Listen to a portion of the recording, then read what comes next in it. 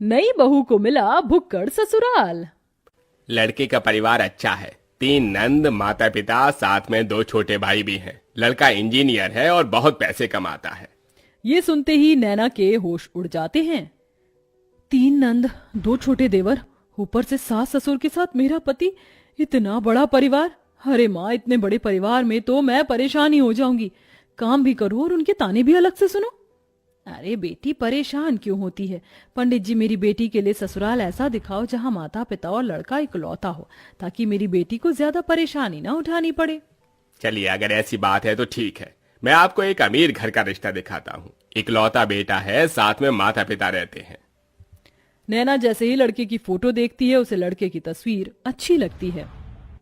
अरे लड़का तो अच्छा है, इकलौता है, परिवार भी छोटा है, और क्या ही चाहिए। माँ, मुझे लड़का पसंद है। ओहो पगली, चलो ठीक है, कोई लड़का तो तुझे पसंद आया। पंडित जी, अब आप इसी लड़के से मेरी बेटी के रिश्ते की बात चलाइए। हाँ हाँ बहन जी, बिल्कुल। फिर क्या था, पंडित उस अमीर घर में जाकर रिश्ते की बात कर लेता है। अब दोनों परिवार एक दूसरे से मिलने लगते हैं और उनका आना जाना लगा रहता है। बहुत जल्द शादी की तारीख भी निकल आती है। मुझे नहीं पता था कि इतनी जल्दी शादी की तारीख भी निकल आएगी। बेटी, अपने ससुराल में जाकर खुश रहना। खुश तो रहूंगी ही माँ, छोटा सा परिवार है, सुबह शाम रोटी, दोपहर में सोना, फिर रात को आराम करना।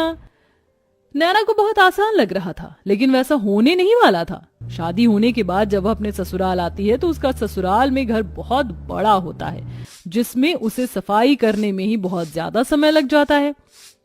हे भगवान, अमीर घराने में तो आ गई, लेकिन यहाँ झाड़ू पोछा करते करते ही मेरी कमर टूट गई। तभी आवाज आती है, बहू, ओ बहू, अरे अभी तक तूने नाश्ता नहीं बनाया? नैना फटाफट सफाई करने के बाद अपनी सास के पास जाती है। माँ जी, बस रसोई में ही जा रही हूँ, मैं पहले सफाई कर रही थी। अच्छा सुनो, मेरी नंद और उसके बच्चे आज घर पर आ रहे हैं, उनके नाश्ते के लिए आलू के पराठे बना ले। और हाँ, शिवा आलू के पराठे नहीं खाता, उसे प्याज के पराठे पसंद है, उसके लिए वही बना देना। हेमलता ऐसा कहकर चली जाती है।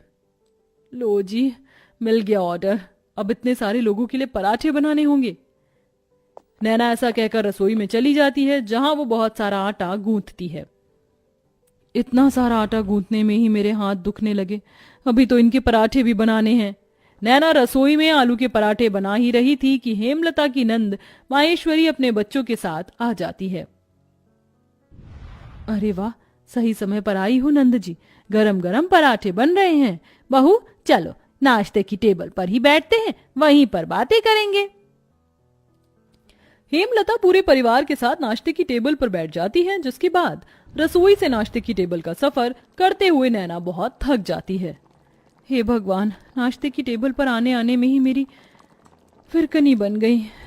मैंने तो छोटा सा परिवार समझकर इस घर में शादी की थी, यहाँ तो सबकी अलग ही फरमाइश चलती है। तभी नैना के पति शिवा की आवाज आती है। अरे नैना, मेरे प्याज के पराठे नहीं बनाए तुमने? अभी लाती हूँ जी। नैना प्याज के पराठे बनाकर अपने पति के लिए नाश्ते की टेबल पर लेकर आती है। ये लीजिए प्याज के पराठे। तभी माहेश्वरी कहती है, बहू के हाथों से पहली बार खाना खा रही हूँ, बहुत स्वादिष्ट है ये पराठे, ये लो तुम्हारा शगुन।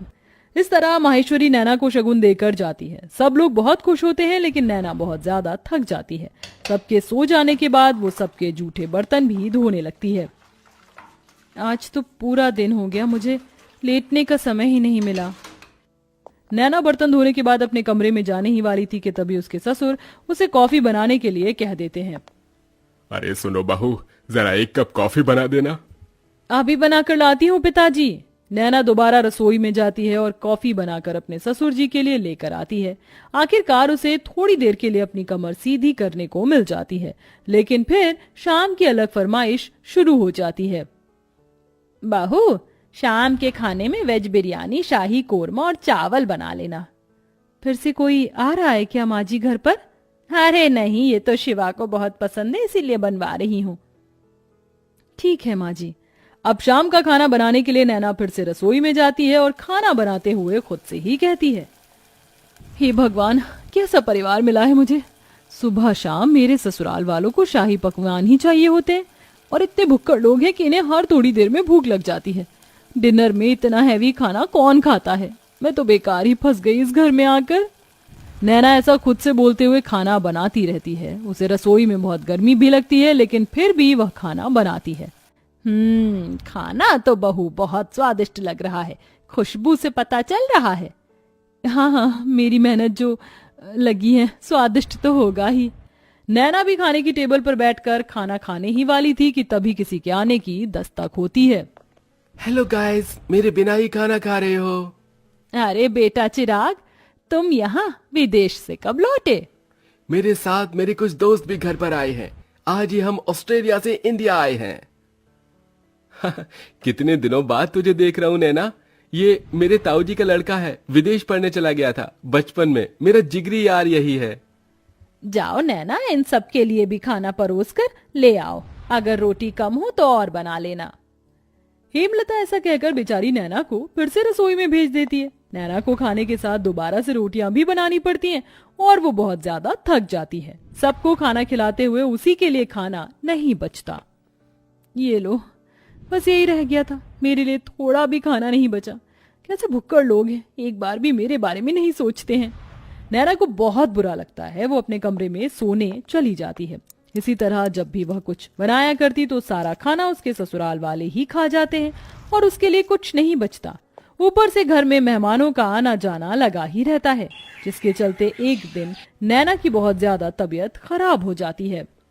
इनके शरीर में बहुत ज्यादा थकावट है। लगता है काफी दिनों से जरा भी आराम नहीं मिला है, इसलिए शरीर में कमजोरी हो गई है। ये मैंने दवाइयां दे दी हैं, बस आप इन्हें थोड़ा आराम करने दीजिए, जल्दी ही ठीक हो जाएंगी। डॉक्टर की ये बात सुनने के बाद हेमलता को अपनी गलती का एहसास होता है और वह अपनी बहू के पास जाकर उससे कहती है, जब से तुम इस घर के अंदर आई हो सारे काम तुम ही देख रही हो।